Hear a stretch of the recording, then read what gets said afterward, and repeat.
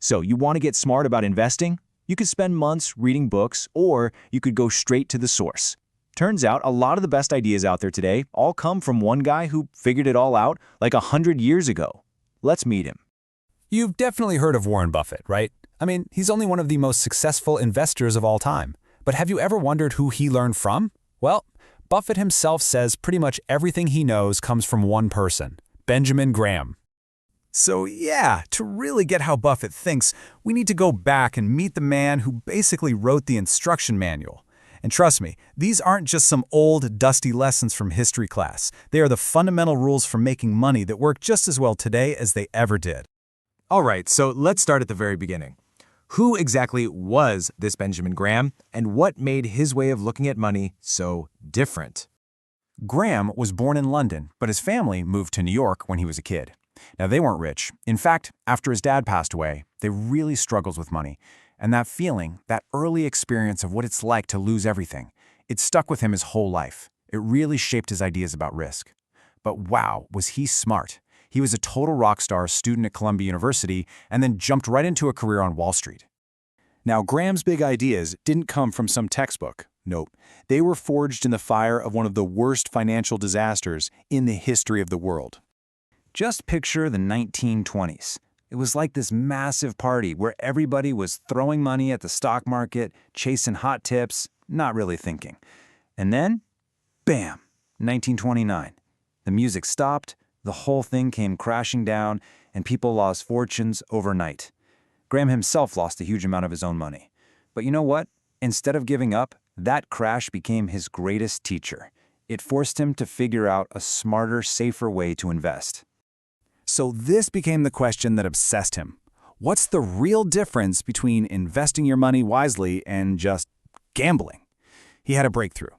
He realized you have to stop treating stocks like they're just little lottery tickets and start seeing them for what they actually are, a piece of a real business.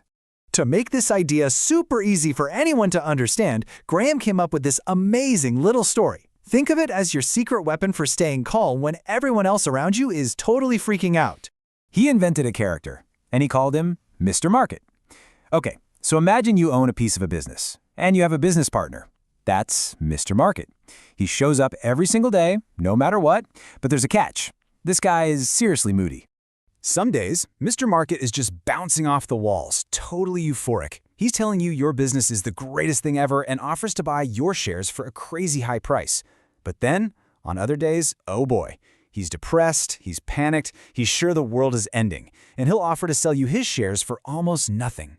And here is the magic trick. You don't have to listen to him. You can just tell him no thanks and close the door. A smart investor realizes that Mr. Market's mood swings actually create opportunities. When he's pessimistic and offering you a bargain, that's your chance to buy. When he's giddy and offering you a fortune, maybe that's your time to sell. You use his emotions, but you don't let them control you. Okay, so Graham's other huge idea is all about playing defense. He came up with a super simple rule to protect yourself from making big mistakes. He called it the margin of safety. All right, first you've got to do your homework. You figure out what a business is really worth, not its stock price today, but its true deep down value, what he called its intrinsic value. Let's just say, for example, you figure out a company's stock is really worth $100 a share. Now, just because it's worth $100 doesn't mean you should pay $100 for it. Oh no. Graham said you have to wait. You wait for Mr. Market to have one of his bad days and offer you that same exact share for way less, say $70. That $30 gap between what it's worth and what you paid, that is your margin of safety. It's your cushion. It's your room for error. So if you are a little bit wrong in your math or the company has a tough year, that margin protects you. It's literally your financial seatbelt. So when you put these two powerful ideas together, Mr. Market and the margin of safety, you get this amazing set of rules that have, well, basically stood the test of time. Graham's whole philosophy really boils down to this. 1. Know what you own. Focus on the actual business, not the hype. 2. Keep your feelings out of it. No fear, no greed. 3. Always demand a discount. That's your margin of safety. And 4, remember, Mr. Market works for you, not the other way around. Now, you might be thinking, dude, that's from the 1940s. Is this stuff still relevant? And the answer is 1000% yes. Here's why. These rules aren't about predicting what the next hot tech company is. They're about managing human emotion. And guess what? Fear and greed work exactly the same way today as they did in 1929. Graham's rules are the perfect defense. And this leads to maybe one of his most brilliant points. If investing feels exciting, like a roller coaster or a trip to Vegas, you're probably doing it wrong. Real investing should actually be kind of, well, boring. It should be calm, rational, and thoughtful, like making a smart business decision. So I'll just leave you with this question to think about. The next time the news is screaming about a market crash and everyone is panicking, are you going to panic with them?